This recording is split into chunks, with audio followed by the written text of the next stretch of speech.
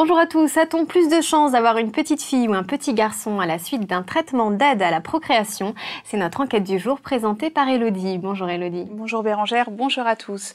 En suivant un traitement pour booster leur fertilité, les couples auraient plus de chances d'avoir une fille. Les chercheurs ont constaté que la méthode appelée ICSI, qui consiste à introduire directement les spermatozoïdes dans les ovules prélevés chez la mère, donnait moins de garçons. Alors il faut savoir qu'en moyenne, il naît 105 bébés de sexe masculin pour 100 filles. Or, avec ce traitement de fertilité, ce ratio est inversé. Pour l'heure, Bérangère, les scientifiques ignorent les raisons de ce phénomène et son impact sur le futur. Merci Elodie. Noël approche et vous n'avez peut-être pas encore choisi votre cadeau pour bébé. Pour vous donner quelques idées, on découvre ensemble les coups de cœur de Marianne au rayon jouets. Bonjour Marianne. Bonjour Bérangère, bonjour à tous. C'est vrai que ça n'a pas été évident de faire un choix parmi les milliers de jouets.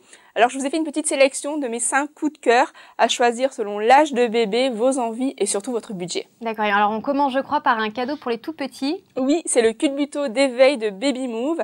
Un très joli cadeau, c'est la première fois que Baby Move se lance dans les jouets d'éveil.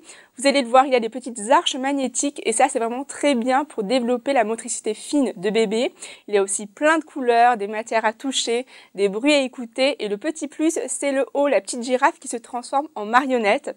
Alors vous l'avez vu bien sûr, c'est un objet très complet, alors ça a un coût forcément, c'est 50 € et c'est pour les tout petits à partir de 9 mois. D'accord. Pour les fans de high-tech cette fois-ci, qu'est-ce que tu nous proposes? Alors je propose le zèbre tournis-rebond de Fisher-Price. C'est un petit animal sur lequel on place bébé et la petite bête va osciller, bouger, faire de la musique et il va avoir également plein de lumière, donc vraiment un jouet très high-tech, très lumineux. Là, il existe donc 2 versions pour les filles et pour les garçons.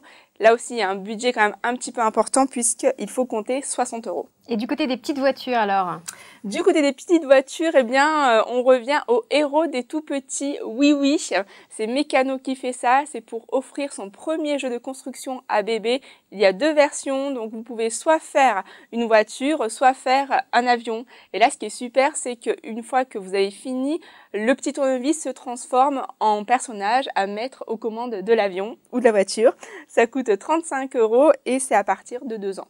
Et que conseiller aux parents à la recherche d'une jolie poupée mais pas trop chère? Alors là, c'est les Bidibis, ce sont les vedettes de la marque Corolle, c'est la marque phare des poupées.